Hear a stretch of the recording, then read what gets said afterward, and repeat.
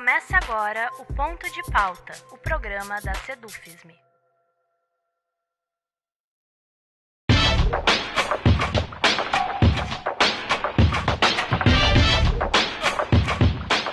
É fato que o serviço público brasileiro nunca viveu dias de plena paz, seja por um orçamento enxugado e insuficiente ou por projetos de desmonte ainda mais explícitos e frontais.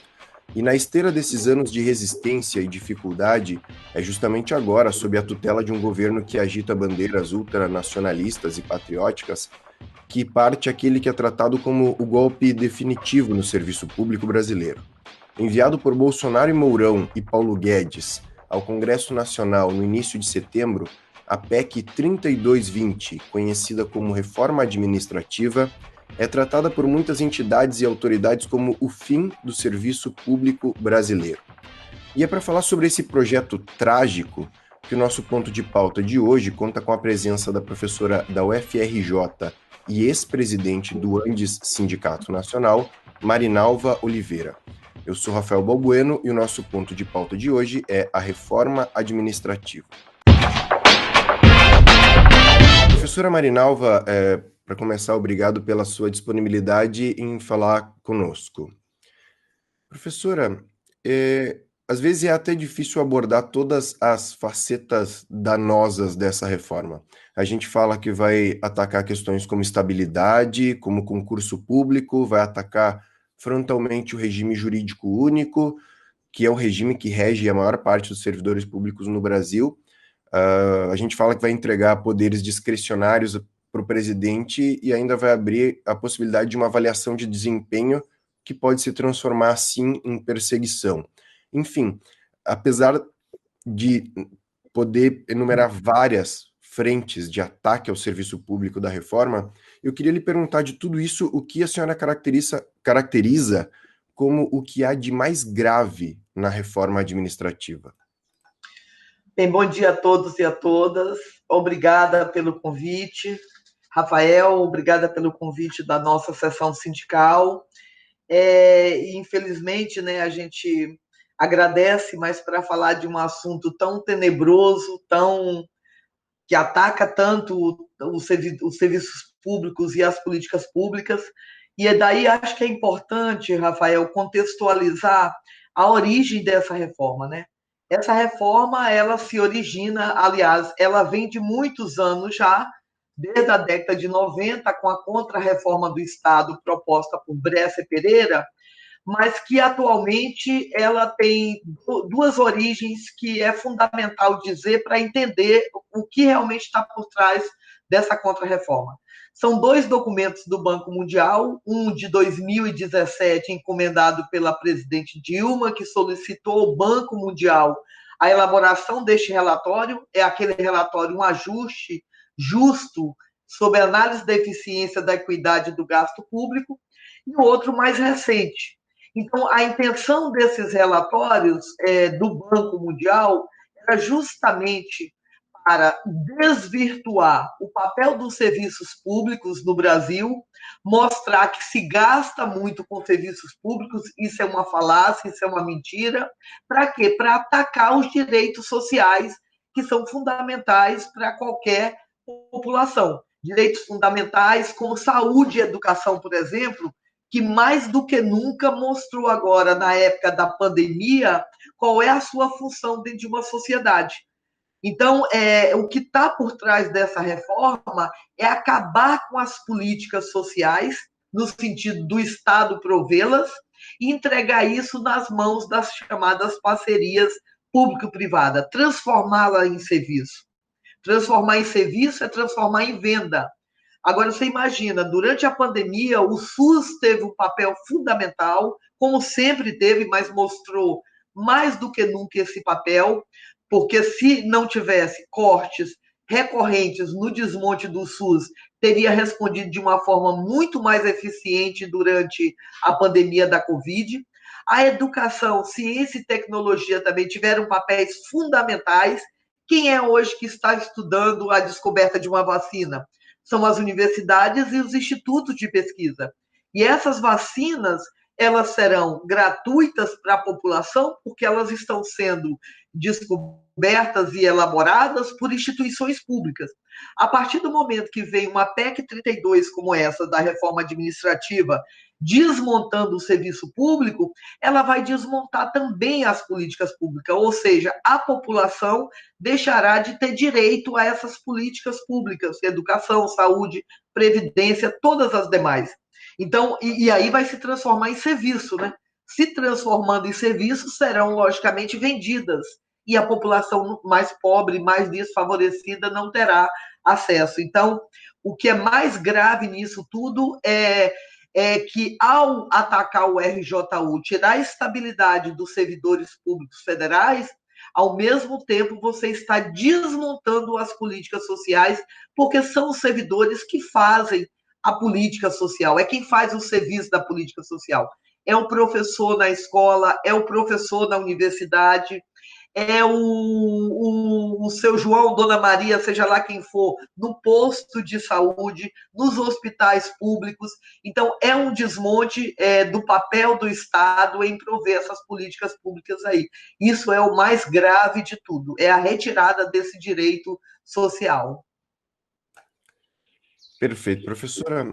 E falando especificamente do impacto da reforma administrativa nas universidades públicas, o que há de mais danoso nesse impacto específico e o que a reforma traz? Ela é um pacotão geral para o serviço público, né? Mas o que isso pode causar na universidade pública brasileira?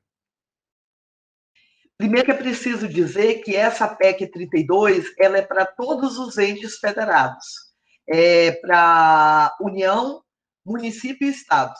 Então, vai atacar todos os três entes federados. E você perguntou diretamente sobre a universidade. E aí eu queria, para introduzir, já trazer um elemento que é muito importante. O primeiro, a PEC 32 ela não encerra em si a questão da reforma do Estado acabando com as políticas públicas. Ela cria graves condições para seu aprofundamento, mas ela terá mais duas fases. A primeira é essa PEC 32, onde PEC, por quê? Porque é uma emenda constitucional para justamente tirar as carreiras, o RJU da Constituição. Ao retirar isso, ela terá mais duas fases posteriores, que são, aí é que eu vou chegar na universidade. A próxima fase são os ajustes no Estatuto do Servidor, que aí, após a PEC desmontar a Constituição, a segunda fase poderá ser feita por leis complementares, não vai exigir mais 2/3 do Congresso, nem vai exigir que seja votado em 2 turnos, serão feitas leis complementares e ordinárias, e a terceira fase, que é a chamada consolidação de cargos e funções. Aqui, nessa terceira fase, o atual servidor, o atual nós, onde que alguns estão se julgando inatingíveis, pode ver que isso vai ter alteração na questão de cargos, de planos e de carreiras. Então, isso é o primeiro esclarecimento, que a PEC 32 ela só é o início dessa contrarreforma para desmontar a Constituição e as demais fases serem elaboradas, feitas através de leis complementares, ou até mesmo do próprio chefe do executivo, seja o presidente da República, seja o prefeito, seja o governador. Ele pode desmontar cargos, ele pode fundir órgãos, aí vai atingir diretamente a gente, atuais servidores, e o que a universidade vive hoje, mas também no futuro. O que isso quer dizer? Primeira coisa, hoje dentro da universidade, nós temos hoje os professores com dedicação exclusiva. E por que nós temos dedicação exclusiva? Para fazer ensino, pesquisa e extensão. É assim que a gente produz conhecimento, é assim que a gente produz pesquisa. Ao retirar essa estabilidade desses servidores, que serão os servidores do futuro, você vai desmontar essa política de conhecimento dado pelas universidades. Por quê? Porque ninguém mais terá estabilidade, todos serão terceirizados. E quando você é terceirizado, um exemplo é a EBSER, que está aí, né? Em várias universidades. o servidor não tem estabilidade, ele fica vulnerável e não tem uma continuidade do seu trabalho dentro da universidade. O professor hoje é um exemplo muito claro disso, ao ter uma dedicação exclusiva. Justamente a dedicação exclusiva é para cumprir a função social da universidade, que é produzir conhecimento. Então, serão todos terceirizados no futuro, após a aprovação, caso essa PEC seja aprovada. Os atuais também serão atingidos. Primeiro, por quê? Porque ao você extinguir uma carreira, porque com a PEC 32 você extingue o RJU, e aí nós continuamos, sim, com a nossa carreira, só que a nossa carreira vai estar em extinção, ela não vai existir mais para os próximos servidores. Ao extinguir uma carreira, você a desvaloriza. Qual é o governo, presidente, seja lá qual for, vai investir numa carreira que não existe mais? Ela só vai existir para quem está nela. Mas, além disso, ela vai trazer também algumas questões que atualmente no RJU ocorrem, que é chamado processos administrativos. Então, nós hoje, segundo o RJU, por mais que alguns pensem que não, nós, de acordo com o nosso comportamento, ou seja lá o que for que a gente fizer, nós somos passíveis de processos administrativos. Só que, devido à nossa luta, esses processos administrativos são feitos com critérios fundamentados, com ética. Após essa reforma, na segunda fase dela, que são previstas mais 2 fases, caso a PEC seja aprovada, inclusive pode mudar critérios de desempenho. Então, por exemplo, mesmo tendo estabilidade, eu posso ser denunciada para entrar no processo administrativo, porque, por exemplo, eu fiz uma crítica ao governo dentro da sala de aula. Então, o critério vai mudar. E por isso eu posso ser demitida. Eu posso, por exemplo, ter critério de desempenho, como nós temos hoje na carreira, nós somos contra, porque nós achamos que carreira é um direito dos trabalhadores, mas nós somos hoje, nós galgamos na carreira a partir de critérios de desempenho.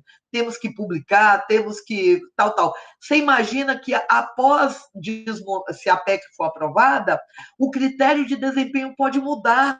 Inclusive, vai dizer que eu só posso subir na carreira se eu estiver ministrando 80 horas aulas e não mais pesquisa. Então, os atuais e os futuros servidores, sim. Isso é o desmonte da universidade pública. Isso é o desmonte da universidade pública porque ela tem o seu tripé ensino, pesquisa e extensão, e nós somos avaliados pelo nosso desempenho a partir desse tripé. E isso pode mudar no futuro, não ser mais ensino, pesquisa e extensão. Pode ser só ensino, pode ser só ensino remoto, inclusive. Então, muda toda a configuração aí. Isso é muito preocupante, porque uma universidade com essa caracterização, ela é uma universidade que vai na contramão daquilo que a gente defende, que é uma universidade que tem que ampliar a democracia para ter mais vaga para estudantes, para ter cotas para negros, negras, pessoas com deficiência, toda aquela população que foi excluída por anos. Isso tudo pode mudar dentro da universidade. Então, é o desmonte da universidade pública enquanto geradora, porque a universidade pública ela gera políticas quando ela faz extensão, ela gera políticas quando ela faz ensino e quando ela faz pesquisa. Então, é um desmonte. Quando desmonta a nossa carreira, desmonta a nossa estabilidade, por esses critérios de desempenho dos atuais e dos futuros professores e professoras e técnicos também, você muda toda a universidade pública, porque quem faz a universidade pública somos nós. Certo. Professora, o serviço público no Brasil, ele sempre esteve na mira dos mais diversos governos, né? A gente, num resgate rápido, pode falar da PEC 95, pode falar de reforma da Previdência e por aí vai, fazendo um resgate só de algo mais recente, né? É verdade que em alguns governos os ataques foram de maior ou menor intensidade, mas investimento pesado no serviço público, através de um projeto político que transformasse o Estado brasileiro em um Estado forte, isso não se pode dizer que já ocorreu. E aí eu lhe pergunto, o porquê disso? Por que que o serviço público é, há décadas, objeto de cortes, de arroxo, de precarização? A gente tem um país com uma parte considerável da população em condição de miséria.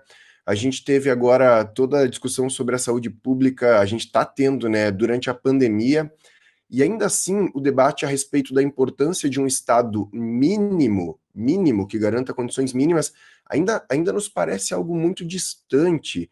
Eu lhe pergunto o porquê disso.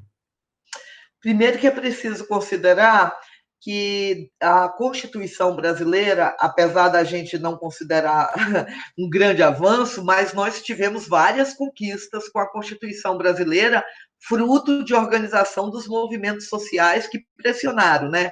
O Andes foi um dos sindicatos, junto com outras entidades, que trabalhou no sentido de lutar muito por garantir alguns artigos na Constituição brasileira, inclusive de concurso público, né? Que agora vem a PEC 32 para justamente desmontar esse aspecto da Constituição, políticas sociais, direito à educação, à saúde. Então, a Constituição, nós perdemos ali muitas lutas que queríamos que fosse mais avançada, mas ela é um marco aí na questão das políticas sociais. Só para você ter uma ideia, um ano depois da Constituição, ou 2 anos, surgiu a reforma do Estado brasileiro com Bresser Pereira, dizendo com FHC e Bresser Pereira. Ou seja, a Constituição sequer tinha terminado de ser aprovada, porque 1 ano, 2 anos é muito recente, já surgiu a chamada Contra-Reforma do Estado com Bresser Pereira, dizendo que o Estado não tinha condições de atender aquilo que estava na Constituição, e daí já começou o próprio desmonte de tudo que a gente tinha conquistado ali. Primeiro, porque dentro do capitalismo você tem que avaliar que políticas sociais não é prioridade para a população vulnerável. Dentro do capitalismo é a venda de serviços. E com a Constituição como aquela, você não vende serviços, você tem a obrigação de prover os serviços como políticas sociais. Eles usam muito o argumento de que, e daí com a emenda constitucional 95 veio isso de uma forma mais contundente, de que despesas e receitas, eles usam esse argumento e dizendo que, sempre fazendo comparações, que as despesas estão maiores do que as receitas. Então, eles não encaram que, em questão de política social, você não pode fazer essas contas de despesa e receita. Política social é um direito da população. Então, não existe de você falar que o SUS está gastando muito. Você tem que dar política a partir do SUS, que é outra bela política aí da saúde universal, né, que o Brasil é exemplo nisso, mas que também foi desmontado. Então, todo o interesse está por aí. A partir do Bresser Pereira, do FHC, que já veio desmontando, o que eles começaram a implantar já para começar a desmontar os serviços públicos? As organizações sociais, as OCIPs, que continuou no governo Lula, que continuou no governo Dilma, EBSER, tem várias aí que a gente tem que citar. Ou seja, eles vieram desmontando esse direito às políticas sociais, com esse discurso do Banco Mundial de que as despesas são maiores do que as receitas. Primeiro, que não são.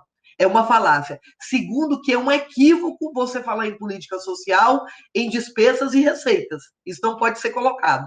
Então, eles vêm desmontando isso há anos, cortando recursos. Qual é a lógica? Cortam recursos desses serviços. Logicamente que quando você corta recursos, os serviços, as políticas tendem a atender um menor número de pessoas ou com um tempo mais demorado, como é o caso de exame no SUS e tudo mais, leva a população a uma insatisfação e achar que o problema não são dos recursos, mas da gestão. E daí é quando eles vêm propor esses modelos de privatização de gestão, como é EBSER. E aí nós temos... É tão falacioso, porque o que foi que melhorou, por exemplo, nos hospitais universitários que tem EBSER?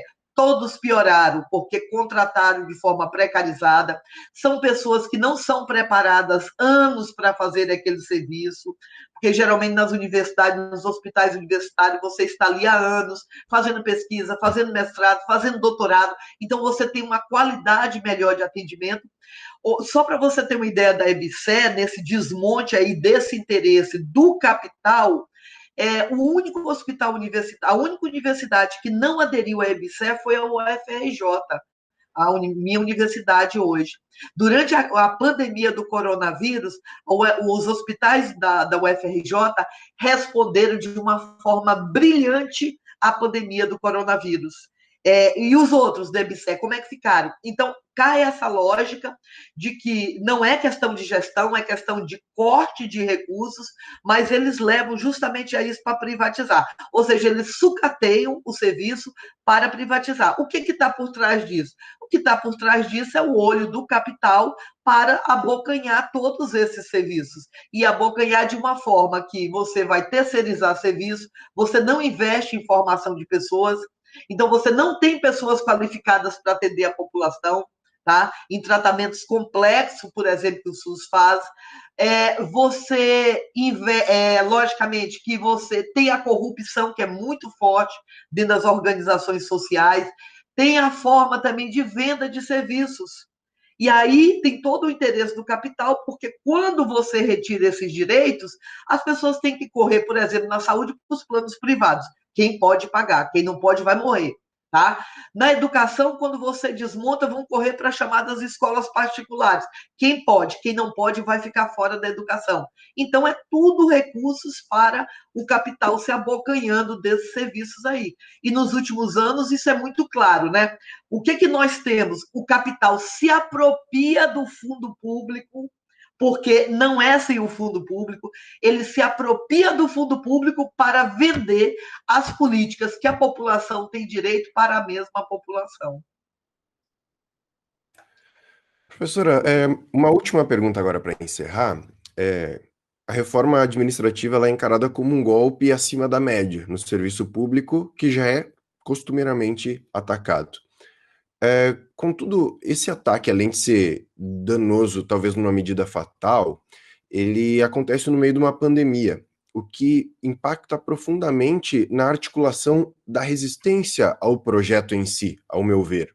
Então, eu lhe pergunto, enquanto ex-presidente do Andes, que é uma das grandes organizações na defesa do serviço público no Brasil, como a senhora vê os caminhos da resistência contra a PEC 32 em meio aos desafios da mobilização no contexto do isolamento social, que oferece desafios completamente inéditos, né, para as organizações que resistem a esses ataques?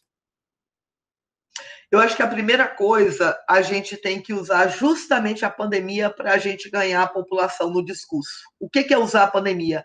Dizer para a população quem foi que respondeu à pandemia. As pessoas morreram de Covid, não foram por causa da Covid, as pessoas morreram de Covid porque não tiveram atendimento adequado do SUS, das universidades. Por quê? Porque anos eles retiraram recursos.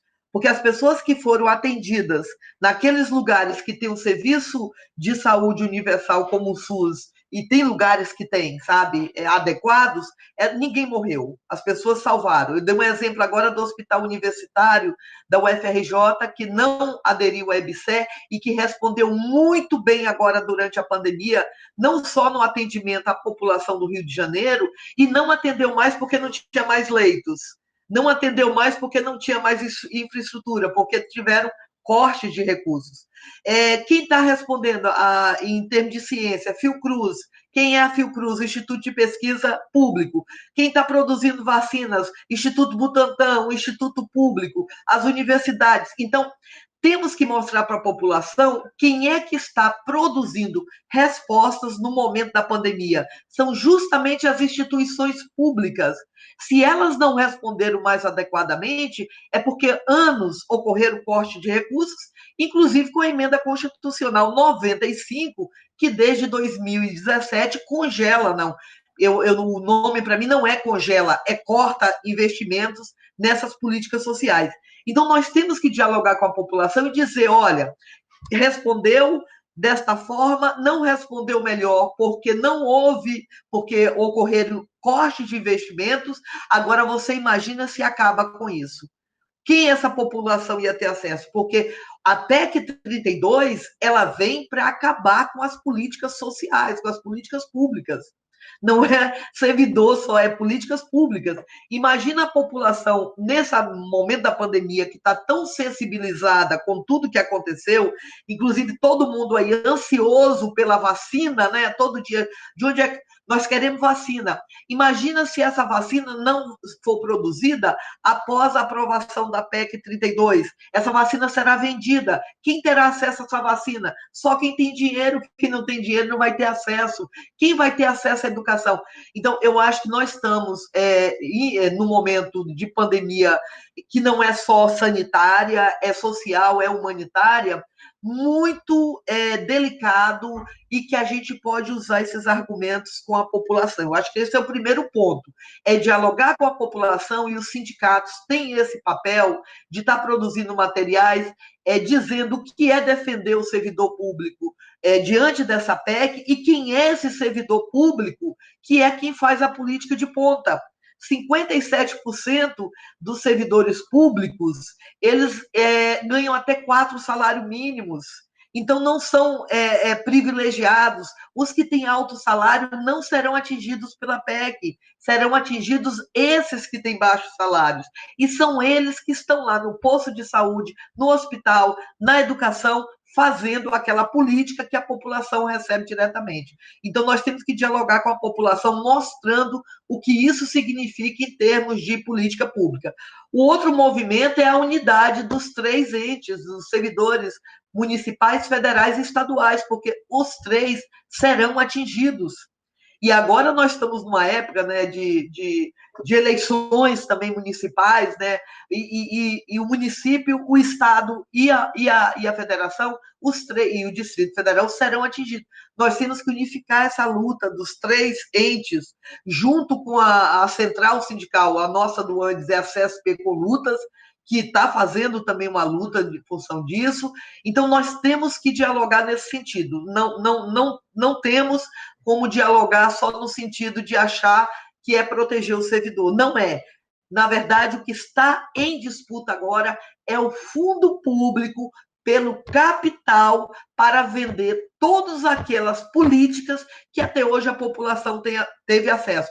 Num momento de pandemia, que respondeu muito bem, que poderia ter respondido melhor, o que o governo deveria fazer? Era o contrário, era aumentar investimentos, era fazer mais concursos públicos, era isso que o governo deveria fazer. Olha, o SUS não atendeu adequadamente porque está anos sem concurso público, a universidade também. O que a gente deve fazer agora? Foram esses lugares que responderam à pandemia. Então, vamos aumentar os concursos, vamos valorizar os servidores, vamos aumentar os recursos em pesquisas que por anos têm sofrido os cortes. Então, eu acho que esse diálogo aí a gente tem que fazer para a população. Inclusive, o discurso da vacina é muito conveniente nesse momento, porque eu, você, nós todos estamos assim, ansiosos para que essa vacina seja logo tornada, né, universal, né, para todos e todas. E isso só vai ser possível se a gente barrar essa PEC 32 e as diversas fases que virão depois, né? Lógico. Perfeito. Professora Marinalva, eu gostaria de agradecer pela sua atenção e disponibilidade em nos atender e conversar conosco. Obrigada, Rafael. Estou sempre à disposição. Acho que a gente tem mesmo que estar, porque a luta não é uma luta só nossa, é uma luta em defesa dos mais vulneráveis, dos mais excluídos, e essa luta tem que ser constante, porque os ataques são maiores, né? Tem que dizer para a população que diversos governos cortaram recursos para tirar direitos da população e usaram um argumento falacioso que é muito idêntico agora, né? A reforma da Previdência, eles diziam que era necessária para gerar mais empregos. A emenda constitucional 95 era necessária para gerar mais empregos. A reforma trabalhista, o que resultou com isso? Lógico que não foi geração de mais emprego, foi mais dinheiro para o capital e menos direito para a população. Então, estamos aí na luta e muito obrigada pelo espaço. Assim encerramos aqui o nosso ponto de pauta de hoje, que contou com a presença da professora da UFRJ e ex-presidente do Andes Sindicato Nacional, Marinalva Oliveira. Essa edição do Ponto de Pauta, como de costume, está disponível em vídeo e podcast nas nossas redes sociais e no nosso site. O endereço do nosso site é www.sedufisme.org.br. Obrigado pela audiência e até a próxima.